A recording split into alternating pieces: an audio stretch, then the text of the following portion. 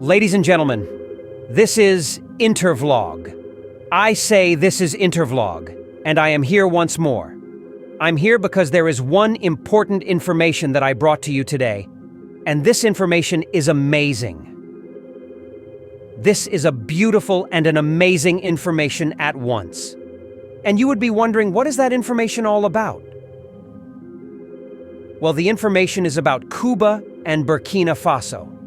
What Cuba and Burkina Faso are trying to do has never happened anywhere in Africa. And this information is something to be celebrated if you are from Africa, because this is the first time in the history something like this is happening between these two parts of the world. I know you will be wondering, what is that information actually about? Well, for some of you who have been following the news about the Sahel, you must have heard about Cuba coming to defend Burkina Faso in case of any military intervention in Burkina Faso, either internally or externally, especially during the time that Sahel Alliance was preparing to defend herself from ECOWAS. Then Cuba, Venezuela came together and said that they were going to defend Burkina Faso no matter what. But glory be to God that war didn't happen. Everything ended up peacefully. But since then, Cuba and Burkina Faso have been visiting each other until what happened on September 4th, 2024. And that thing that happened on September 4th, 2024 is why we are here today. And what is that all about?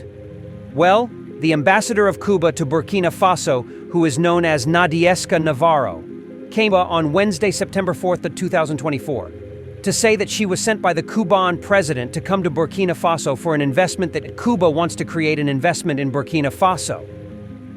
And this is the first time Cuba is investing in Africa. And when she said this, many people did not believe her because nobody knew Cuba as a country that invests in another country. And because of that, she continued. She said that the investment will happen because Cuba has already negotiated the way that investment is going to happen. And we are going to listen to her carefully because she is going to narrate with her own mouth how the investment will happen in Burkina Faso. And that investment will build the relationship of Burkina Faso and Cuba stronger. Because when Cuba invested in Burkina Faso, it means there will be people from Cuba who will be working in Burkina Faso in that investment that will happen.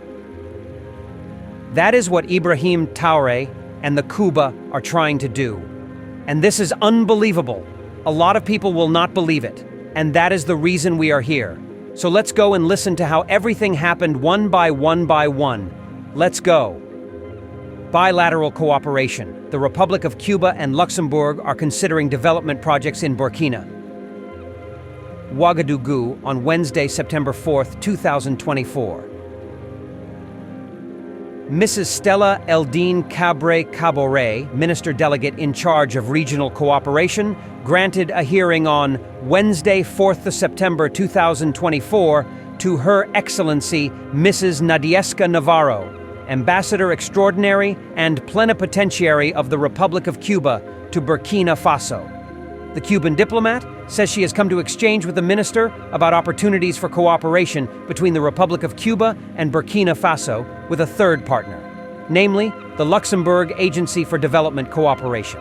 This is the opinion of Mrs. Nadieska NAVARRO, expressed her interest in engaging Cuba to develop cooperation projects in different areas in Burkina. According to the Cuban ambassador, it is up to the different parties to identify appropriate areas that are the priorities of the government of Burkina.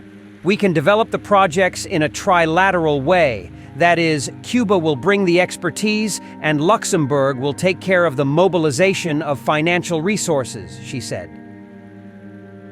On her part, the delegate minister praised not only the excellence of relations between Ouagadougou and Havana, but also the idea of these projects that are yet to be defined. Also, it will be to work in tandem with other ministerial departments to identify priority projects for the benefit of the Burkinabe population she supports. Cuban-African relations, nationalist roots of an internationalist policy.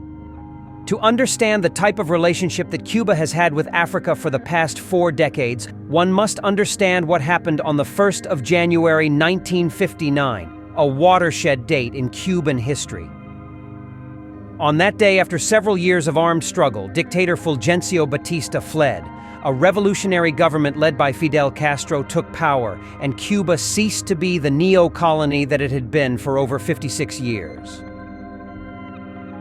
The new policies that began to be implemented by the revolutionary government basically targeted a redistribution of wealth, and therefore, a gradual rearrangement of social relations, including race relations.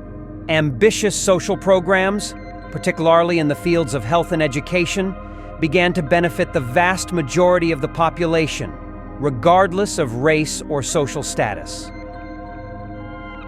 Those policies resulted in time in the construction of a fairly egalitarian society in which the links between individuals would be characterized by bonds of solidarity rather than by a commoditation of human relationships, as had been the gradual trend in pre-revolutionary Cuba.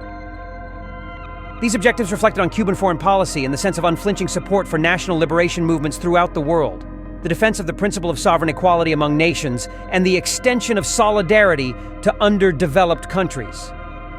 There is no consensus about whether there is indeed a specific Cuban policy for Africa, or whether one should speak more generally of a Cuban policy for the underdeveloped world at large, as expressed in Cuba's active involvement in the non-aligned movement since its very inception in 1961.